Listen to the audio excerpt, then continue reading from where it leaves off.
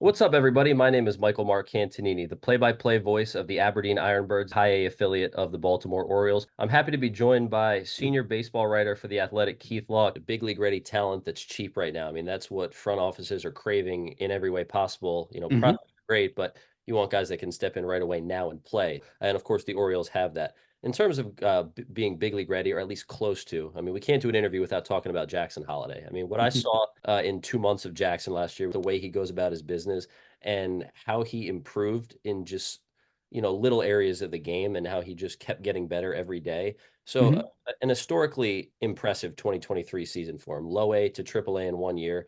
How would hmm you put what he did into perspective in terms of what you've seen or have never seen in your time around Major League Baseball?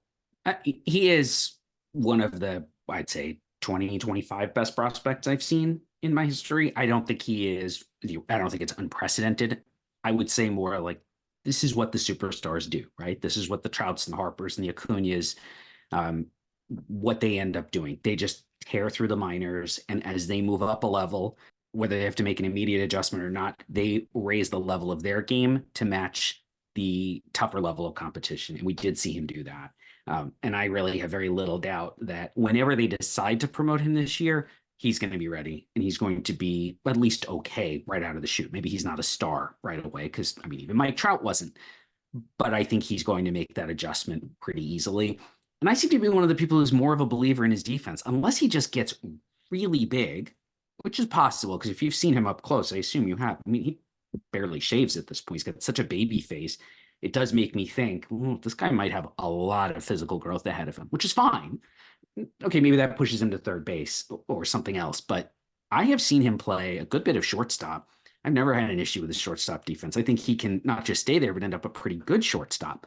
Of course, they have other shortstops, and that may end up changing the decision that they have to make ultimately. But I see a guy who stays up the middle, hits for average on base, pretty good power, plays good defense wherever he is. He is the center of your team, not just of your lineup, but he is the player you build the roster around.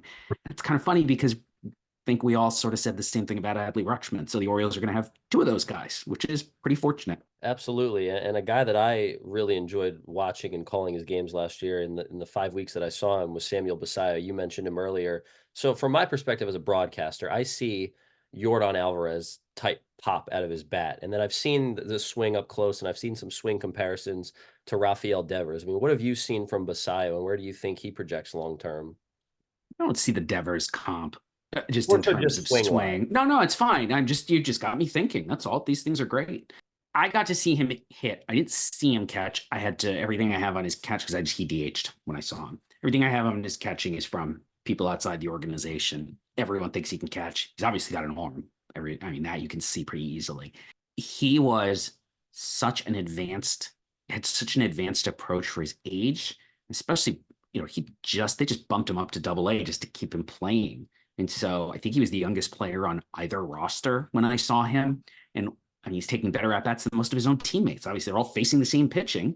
And I'm watching him and think, geez, who is this guy? Like, I know who he is, but you know what I mean? Like, this is so unusual to see a player that young, not a ton of actual professional experience, taking pitches that are close to the zone, not missing pitches within the zone, hitting the ball hard, really good swing, really quiet approach. It's very simple to the point where I've had people say, look, if he has to move to first base, he's going to be fine. Now, I don't think you want to move him to first base because he's looks like he could be a really good defensive catcher. I also recognize the Orioles have a really good defensive catcher. Another nice problem to have. The Orioles are sort of full of those. And I don't think they'll have to make a decision soon. I think Basayo could spend this entire year in the minors and be completely fine. That's not going to retard his development in any way. Ultimately, they will probably have to make a decision because he's definitely a catcher. And the bat at that position gives him a chance to be an extremely valuable top 20 player in his league by value when you consider the offense, the value of the position, and what he contributes defensively. I'm excited about that kid. For as much hype as Holiday's getting, I really like Basayo a lot and excited to see where he goes. And I got one more for you, Keith, to wrap up. You cover all 30 teams and farm systems on such a detailed basis.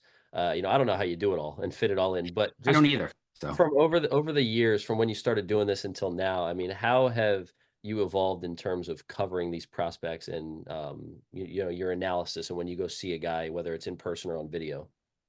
So the biggest, I guess, most obvious way that it's changed, the information that we have has changed. The way that teams look at players has evolved substantially since the advent of StatCast and TrackMan-like systems, and the installation of those types of technologies across the minors, even at some college levels now, where we're getting data. I don't have access to all the data that the major league teams do, but they're they're evaluating guys on different criteria now. And I think it's incumbent on me and my colleagues, guys like Eric at Fangraphs, Jonathan, Jim over at MLB, Kylie at ESPN. Like we're all the Baseball America guys. We're all doing the same stuff. We have different philosophies, certainly, and that's great. I think it makes it interesting for folks to read lots of our work.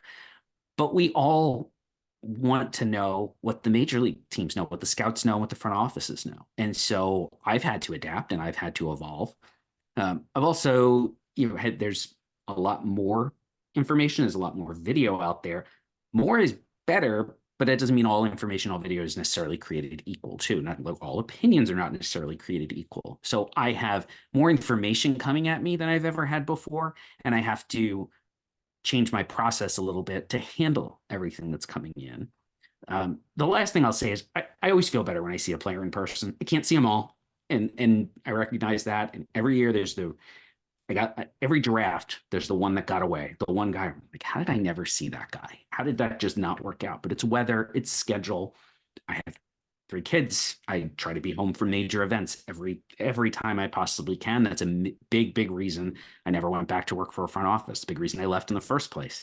So I'm not going to see everybody, but I also know I feel a lot more confident in my evaluation of a player if I've seen him, even if I've only seen one game, which is nowhere near enough to have a conclusive report or opinion on a player. But if that's part of it, along with video, data, opinions of scouts and executives I respect, that's the best things I give you, the best opinions, the best write-ups, bring all of those things together. I'm not saying they're going to be right, but I certainly feel way better about the process when I can bring all of those things to bear on ultimately a projection of what I think a player is going to be.